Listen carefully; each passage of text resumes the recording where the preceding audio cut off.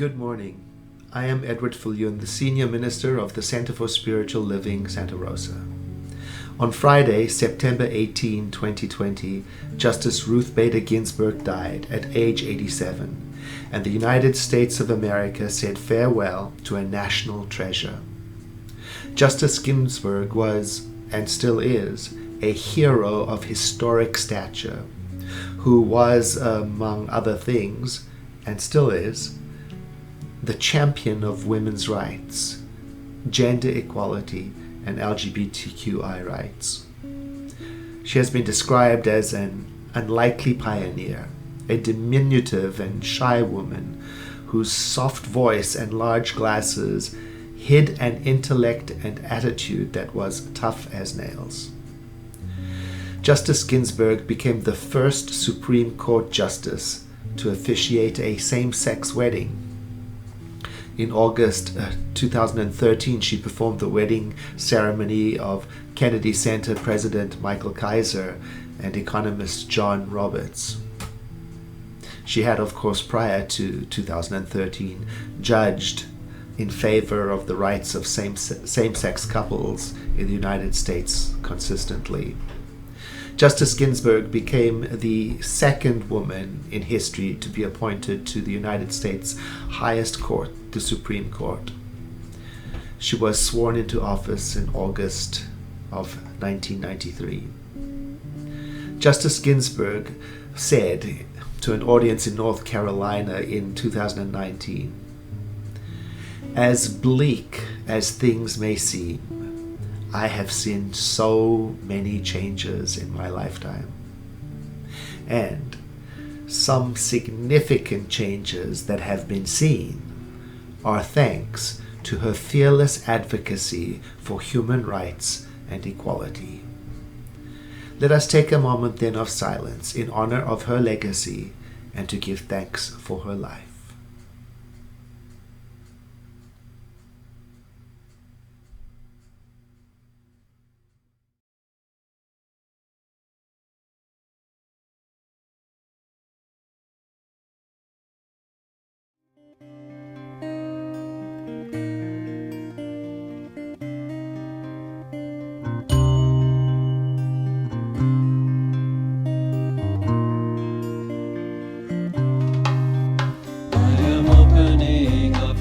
Sweet surrender to the luminous love light of the One.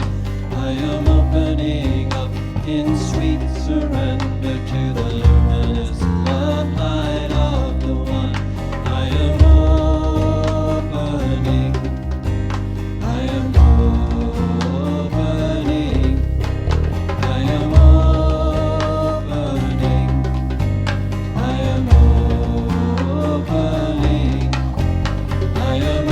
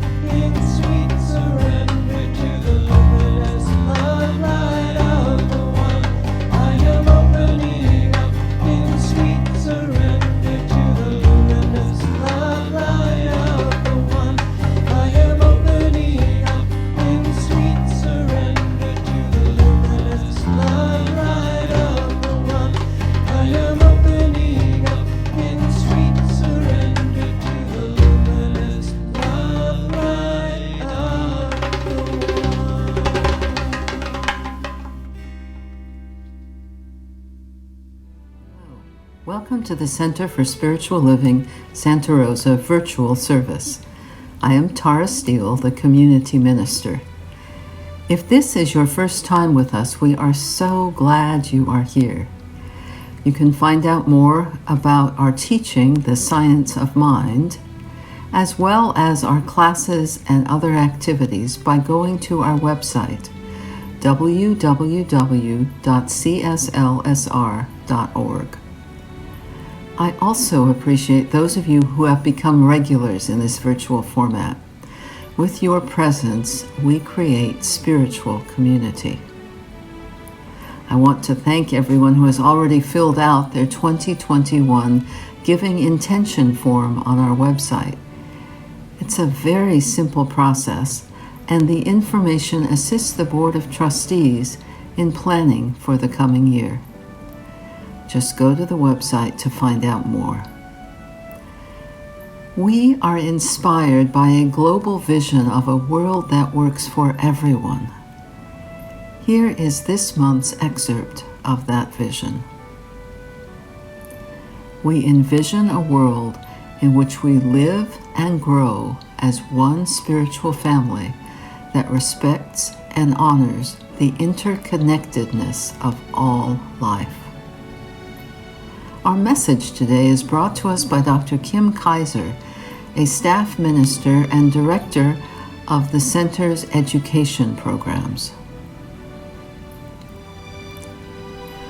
I am delighted that Dr. Kim will share his wisdom and experience with us. His topic is how to tap into the Motherlode. I know that somewhere in the music, the prayer, the message is exactly what your heart seeks for the next step in your spiritual journey. I invite you to become fully present, breathing in, breathing out, opening to the good. Welcome.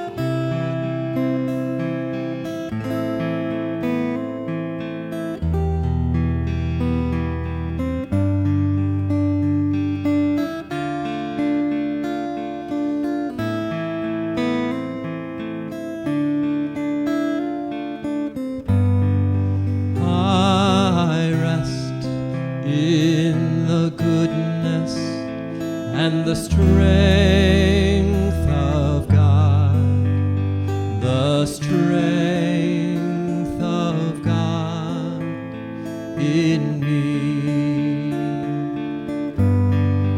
I rest in the goodness and the strength of God, the strength of God in me,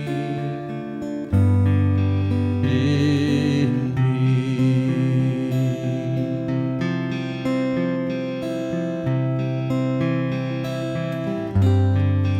I rest in the goodness and the strength of God, the strength of God in me.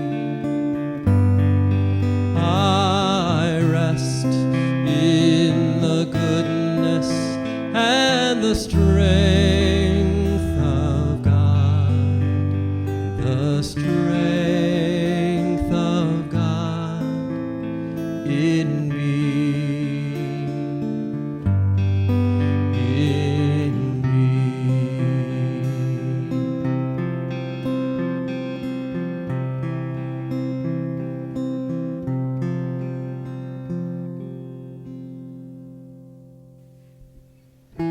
The divine perfection is a tapestry of magnificence. It's a cosmology that blankets the entire universe and dwells within its creation. It is an energy created from love that created each of us. And within each of us is a cosmology and a divine perfection that is untouchable, that is never harmed, that is whole, complete, and perfect.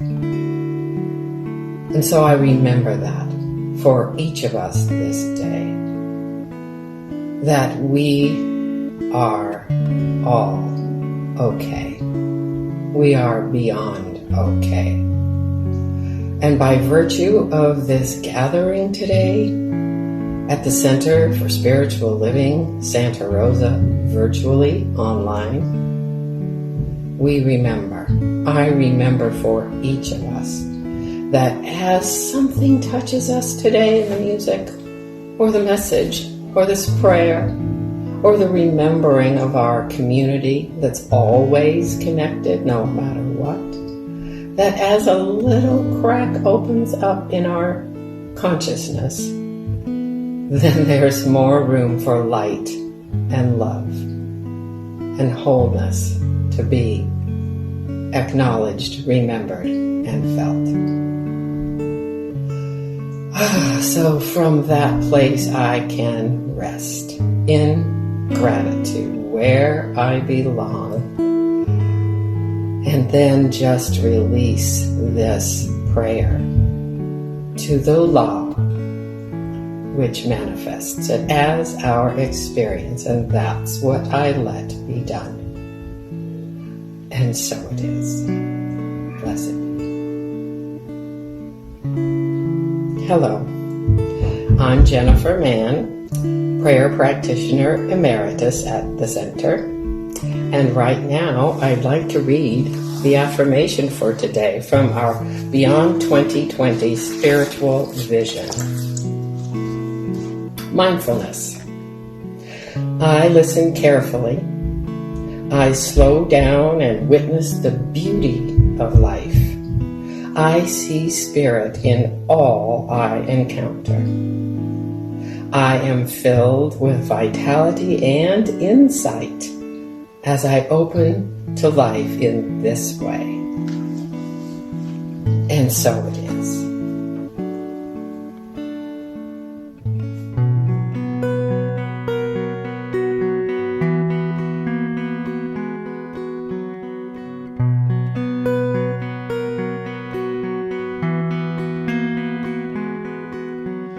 Who lets the bucket down and brings up a flowing prophet?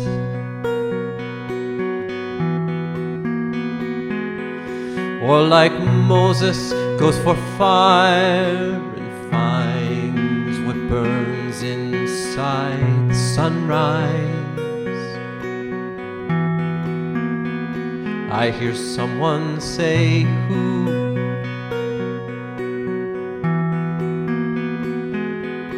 Could be you.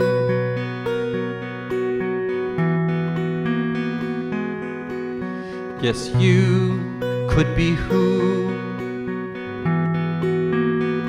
lets the bucket down.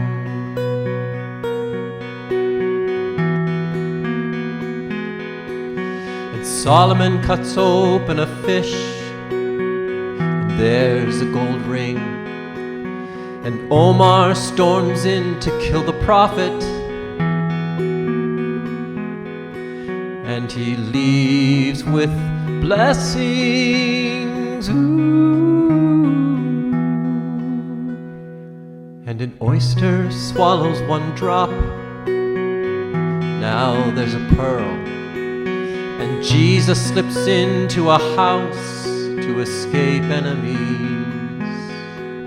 And he opens the door to another world. And still they say, who?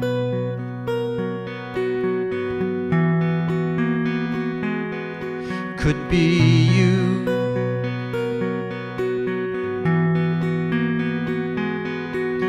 Yes, you could be who opens the door.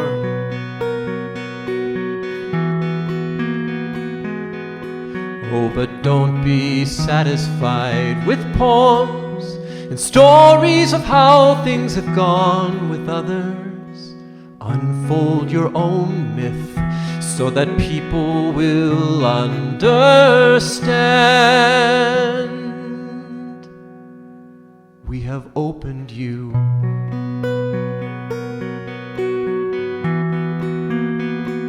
We have opened you.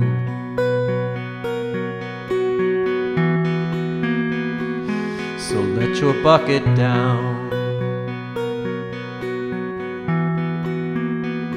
Open up your door. Feel the wings you've grown, and leave with blessings.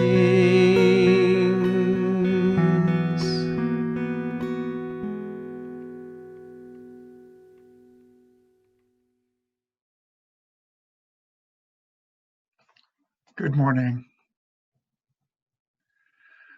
When I first heard the title of the talk this morning, Tapping into the Motherlode, I thought of this song that Chris Ritchie just played for us, and that he adapted from a poem by Rumi, the Islamic mystic.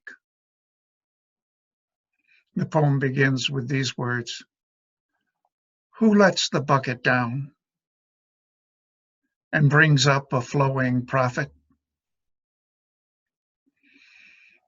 This is a wonderful image of letting the bucket down into the well and bringing forth this divine being that lives within the prophet, who is in direct connection to God. And then Chris adds his own words. He says, "Who? Could it be you?" Rumi ends the poem this way: "But don't be satisfied with poems and stories of how things have gone with others. Unfold your own myth without complicated explanation, so everyone will understand the passage. We have opened you."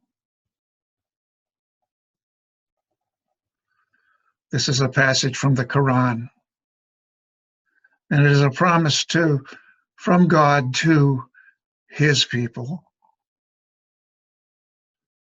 And it is the promise that there is so much more within that God brings forth from within you and me.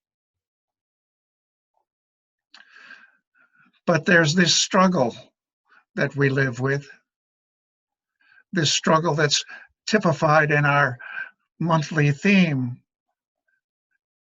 I see clearly now, with more faith and less doubt. This struggle between faith and doubt has been at the core of being human forever. Rene Descartes, the philosopher whom many people know as the one who said, "I think, therefore I am," actually began to understand that by doubting everything. Doubt was the engine he used to move aside all different other considerations and get down to the essence of what he thought he was. And that thinking that he refers to is the thinking of doubt. In doing this, Descartes began something that we have followed ever since. He began to take us down the path of having doubt as our best companion. An American spiritual teacher, Ram Dass, once said, "The one thing that Americans fear the most is that they will be fooled." And so the American way is to doubt everything, to find anything that is said, to question its truth. And I think that's a good American trait. I think that indeed it is important to be able to question, and maybe we'll begin to talk about doubt as a form of questioning something that has been given to us, something that appears to be true, but may not be. But what happens is that we begin, when we trust doubt, to doubt ourselves. And there lies the problem. Mark Twain said, "It isn't what you don't know that gets you into trouble. It's what you know for sure that just ain't so." It seems to be true that we have ideas and opinions and beliefs that aren't in accord with reality, aren't actually the way things are. So we need to be able to look at what we think and believe, begin to question it. This whole process of the alternation of faith and doubt is exemplified in a science of mind teaching that has been called the Four Kingdoms. I prefer to call it the Four Realms because we could also call it the Four Queendoms. So let's call it the Four Realms. The first realm is the one in which life is happening to you.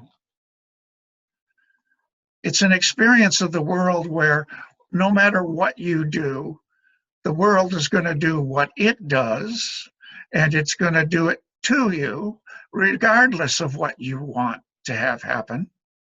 It really doesn't pay attention to who you are.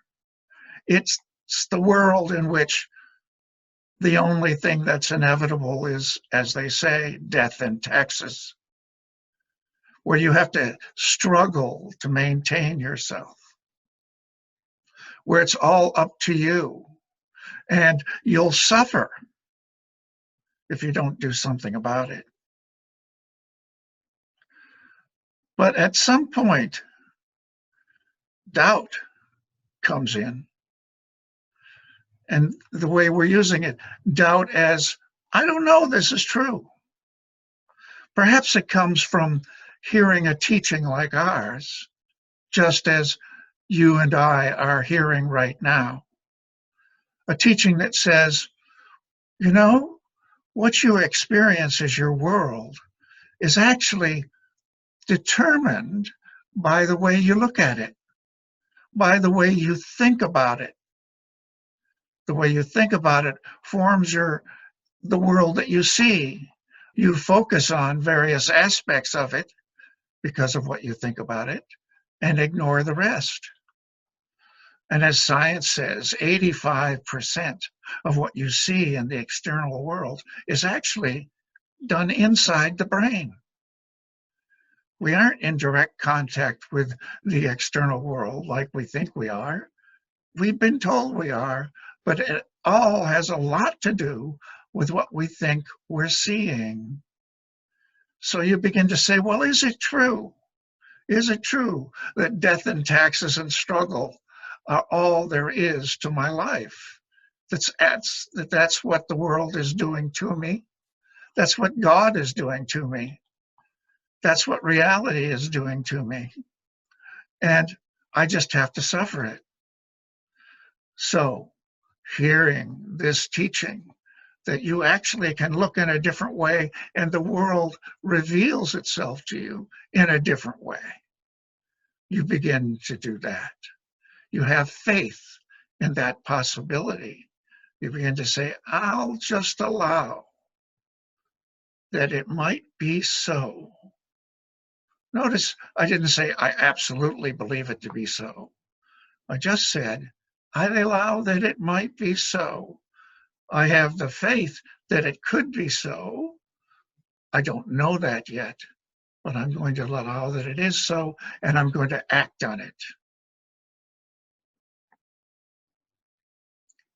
At this point, you begin to work with a teaching like ours, and you do change your thinking. You do change your feelings, and you're no longer a victim of that world. You're no longer having the world happen to you. And so you begin to say, oh, this is no longer the way I need to be in the world, and you let go of victimhood.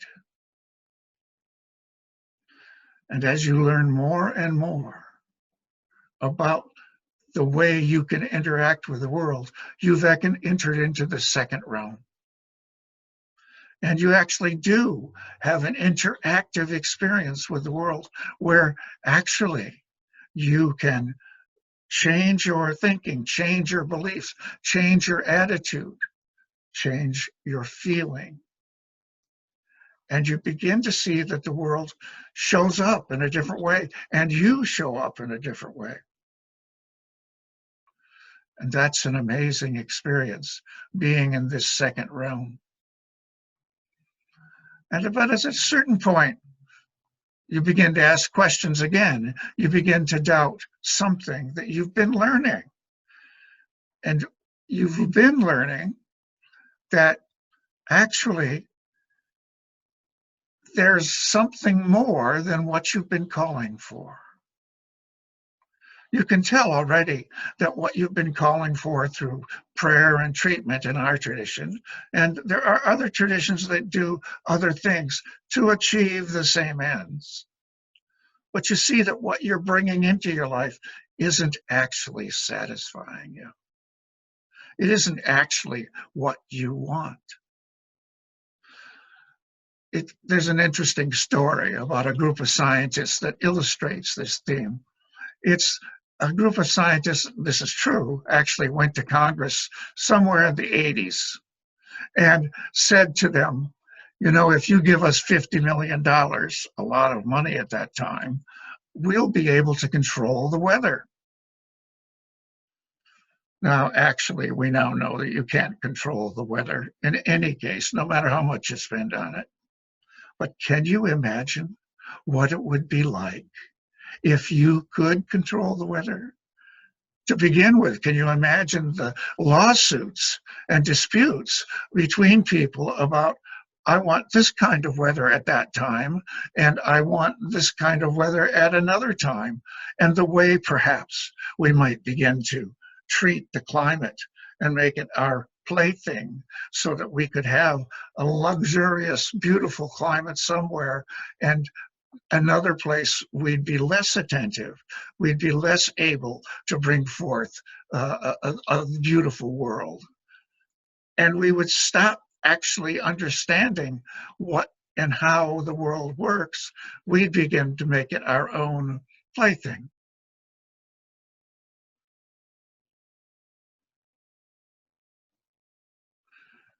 This is actually what we've begun to do with our forests. And we're seeing the consequences about and how, if we don't pay attention to how the forest lives, what it needs to thrive, then we end up in situations that are beyond our control. There's an old story of Native Americans. It may or may not be true, but they used to say, coming down from the mountain pastures, that the last one out of the valley would strike a fire and burn the valley so that the underbrush wouldn't build up.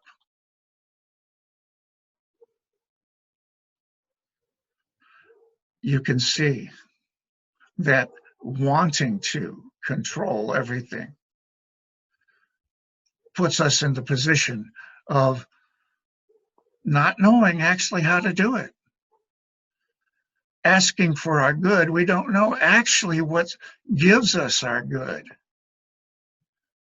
It turns out that money and parking places and the rent and the world that we imagine should be doesn't actually give us what we want. So you begin to doubt that understanding that you can call your good in on your own. And you begin to have a new sense of that world that you've been working with. You begin to understand that there's what some people call a person there when they think of God, but that in fact, whatever the world is, whatever reality is, it's for you. It's not against you. Teachings like the science of mind are saying that this is a responsive universe and it will do everything it can to give you what you wish and to give it to you in a way which helps you. But you can override it by not knowing what you want. So you begin to have faith that the nature of reality itself is for you. It's actually wanting to help you. And that if you turn to it, then you'll find that you can get the things that actually change your experience in a way that's lasting, in a way that's satisfying. And not only for you, of course, but for the whole world. Albert Einstein, the amazing physicist who devised the theories that power our cell phones to this day. He was a superstar of his time, and anytime the press could get hold of him for comments on anything, they'd ask. And one group of people said, "What, if you could ask it, what question would you ask and get the answer of?" And Einstein thought and said, "Is the universe friendly?" I ask you, is your universe friendly? Is your universe for you, actively aiding you, actively cooperating with you, inspiring you? It is, and you can know that if you begin to allow that it just might so, to have the faith that it just might be so. And when you do, you begin to tell Spirit, the world, God, I'll start saying just Spirit. You begin to say to it, tell me what to do. Show me what to do. Give me the ability to do what is to be done. Because I know it will satisfy me and it will satisfy all of being. Because you are all of being, and you know what it is that is being called for. And you begin to experience how Spirit is working through you. And in order to do that, in order to enter into this third realm where it's Spirit telling you what to do, you have to give up control and let yourself act in accord with what you are realizing, with that stream of communication that goes on with that deep inner being, which is the divine itself, living in you.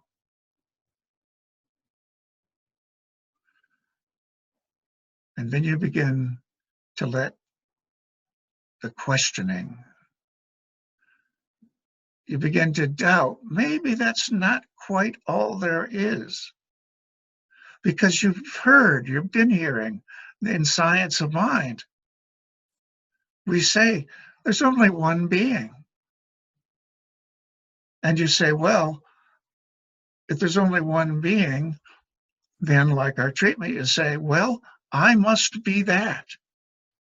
Whatever I am, if there's only one being, I must be that as well.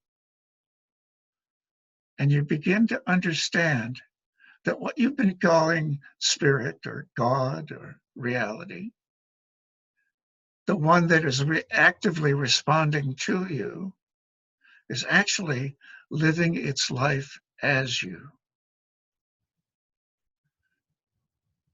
This one right now is being each one of us, being each being that there is infinitely. It is all things infinitely.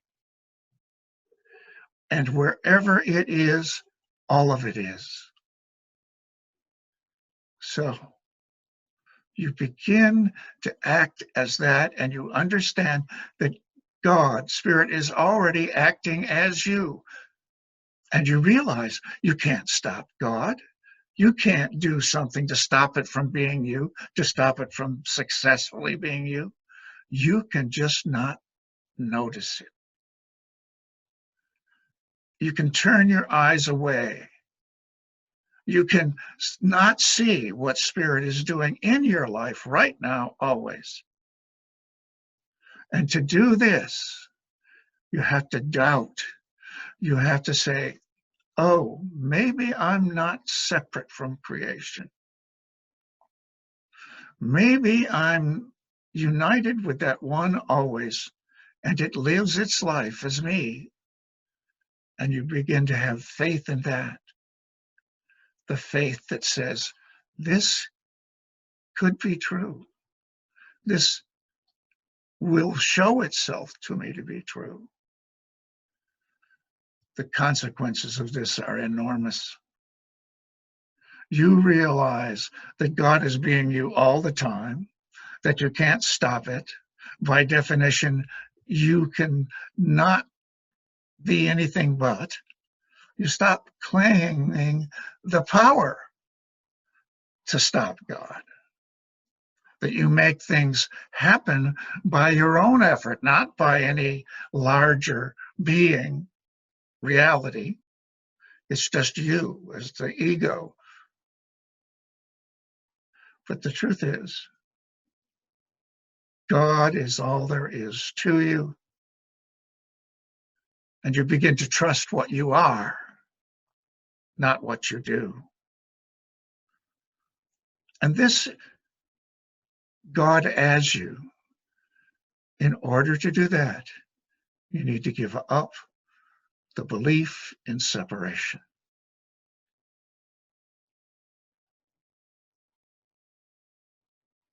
You surrender.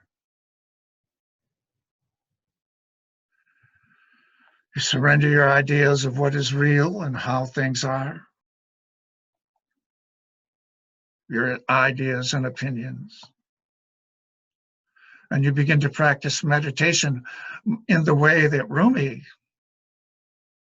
suggests.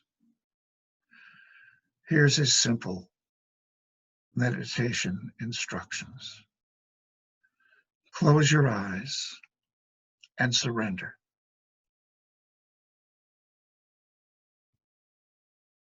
And you begin to live by the faith that in fact God is being you, and that everything you need is here. And you begin to open your eyes to that. And you begin to practice this deep appreciation, this deep gratitude for being in a world always, no matter what you feel, no matter what you think, in a world that is always God, that in which you are always living the life of God. One suggestion for meditation like this, the meditation of surrender, is relax, be still, and pay attention.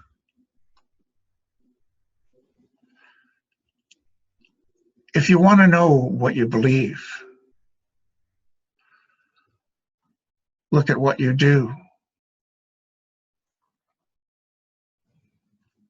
Are you living your life as God? Or are you living in these other realms as well?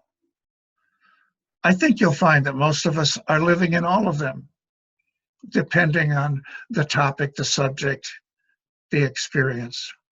But we can all move to the fourth realm as you.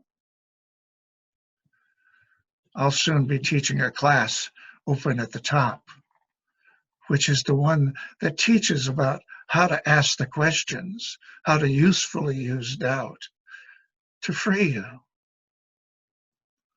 and how to use faith to move into where you want to be. Doubt moves you out of a realm. Faith moves you into a new one. So, please remember these 4 realms. They live in you now. You can let the bucket down, and you can find that deepest or highest realm in which God is living its life as you right now, always, no matter what you think, no matter what you feel. And you can turn and look again and again.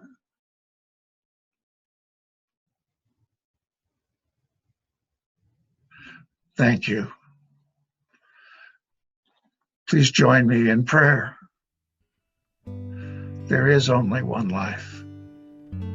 There's only one being. There's only one actor. This we have called God, Spirit, or just reality itself. This one is living right here as each person here, because there's nothing else other than it. And so, no matter what people think about their lives, the truth is, the substance of their being is this same one. The mind with which you and I are now hearing this word is the one mind itself. And so I speak this word in that awareness, and I accept that right now each of us is receiving this word in exactly the way it needs to be heard, to allow that freedom that comes from having the ability to have faith in something beyond what we've known. And through doubt, we release old ideas and thoughts and allow Spirit itself to tell us what's here, what's going on, to reveal to us a new self and a new world. And I'm grateful for this awareness. And I simply release this word and allow it to manifest, done by that one who does everything as us. And so it is. It's now time for our offering. It's when I get to thank you for the wonderful ways you support our center. In these unprecedented times, you have continued to gift your financial support, as well as notes of appreciation that we so cherish. Thank you, too, for helping us plan for the future by filling out your 2021 Giving Intention form online. You can find details on our website under the beautiful pink peonies. I invite you to close your eyes for a moment and think of one or more of the many reasons you're grateful for our center.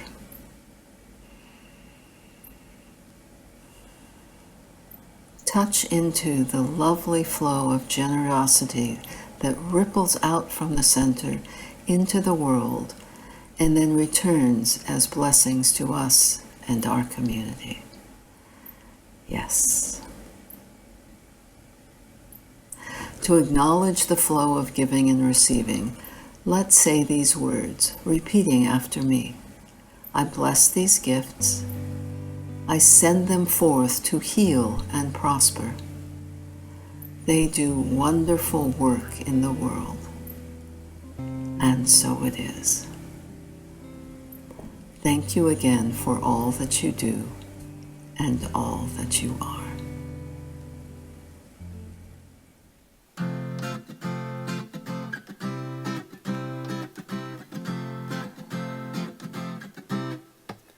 I'm reaching out to feel the infinite. I'm reaching out to know the divine.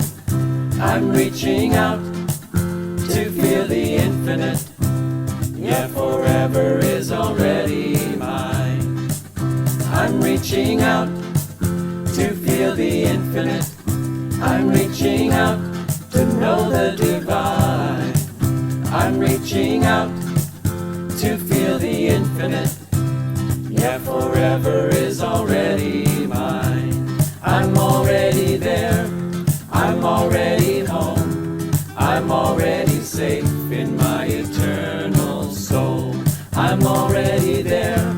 I'm already home. I'm already safe in my eternal soul. I'm going deep to feel the infinite. I'm going deep to know the divine. I'm going deep to feel the infinite. Yeah, forever is already mine. I'm already there. I'm already home. I'm already safe in my eternal soul. I'm already there. I'm already home. I'm already safe in my eternal soul. I'm rising up to feel the infinite. I'm rising up to know the divine. I'm rising up to feel the infinite. Yeah, forever is already mine. I'm already there. I'm already home. I'm already safe in my eternal soul. I'm already there. I'm already home. I'm already safe in my eternal soul. Hello, everyone. I'm Alan Yeager, your webmaster, here today with 5 quick tips in less than 3 minutes. First, our virtual social hall is this afternoon at 1 o'clock, where we gather together, then chat for a while in small groups, getting to know a few community members a bit better. Then we can watch everybody pop back up on the screen when the small groups close. Go to our website, cslsr.org, and click on the yellow Sunday Links section in the middle of the home page. Then click on Virtual Social Hall to get connected. Second tip, in that same Sunday Links section, you will see the clickable pathways to other places, such as After Service Prayer, where you will receive a free confidential 5-minute spiritual checkup with the practitioner. Another link in that section is to the Sunday Bulletin, which has information and links to everything happening at the center this week and beyond. Tip 3, Circles for Spiritual Connection. These are small groups that meet once a week to discuss ways to embody our teachings more fully. Registration is open now for a new series that begins next month. Details are in the Sunday Bulletin. Tip 4. Although some of our fall classes have started, there are 4 more still to come. Details on the website and in the bulletin. Finally, at tonight's 7 p.m. Sunday evening conversation, practitioner Megan Rooney's topic is Let Faith Be Our Guide. The link is on our website in the Sunday Links section. So those are today's 5 quick tips. 1, virtual social hall this afternoon at 1 o'clock. 2, Sunday links to after service prayer and the Sunday Bulletin. 3, circles for spiritual connection. 4, fall classes. And 5, Sunday evening conversation. Thanks to all of you for being part of our amazing spiritual community. I'm continually amazed and touched by how people describe their experiences of serving on our center's board of trustees. They use words like cooperation, acceptance, benevolence, love, uplifted and enriched. I'll just say for me, it has far exceeded my expectations. My name is Nancy Reynolds. I'm the chair of this year's board nominating committee, and I would like to introduce you to 3 former trustees.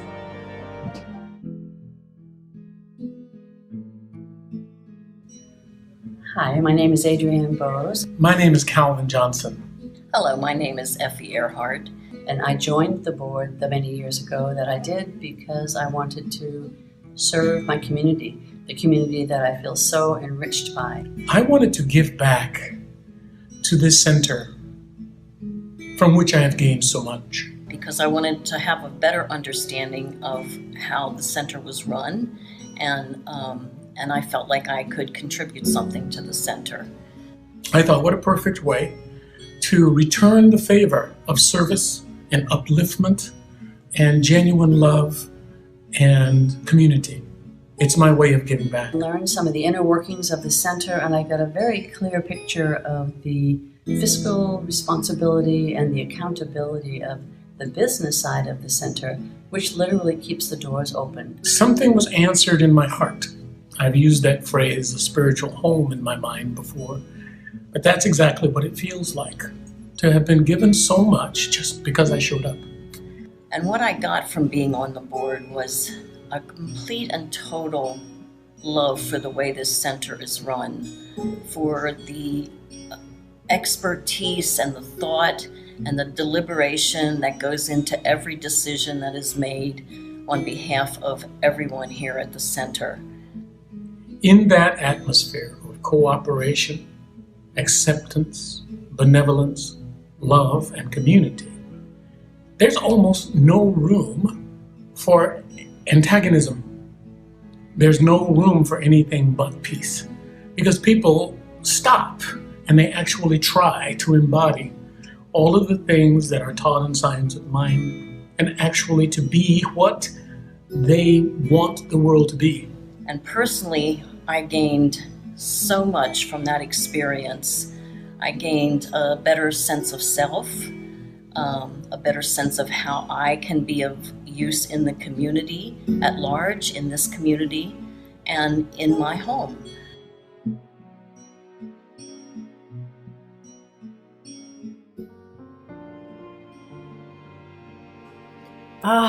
The social hall. Oh, well, we missed that, but we can't meet you there this year. But we have set up a webpage so you can find out more about serving on the board. You'll find the link for that page right on the homepage of our website, cslsr.org, and we'll see you there.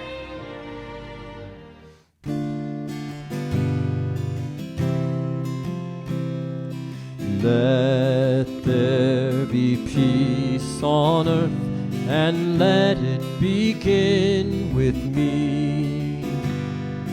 Let there be peace on earth, the peace that was meant to be.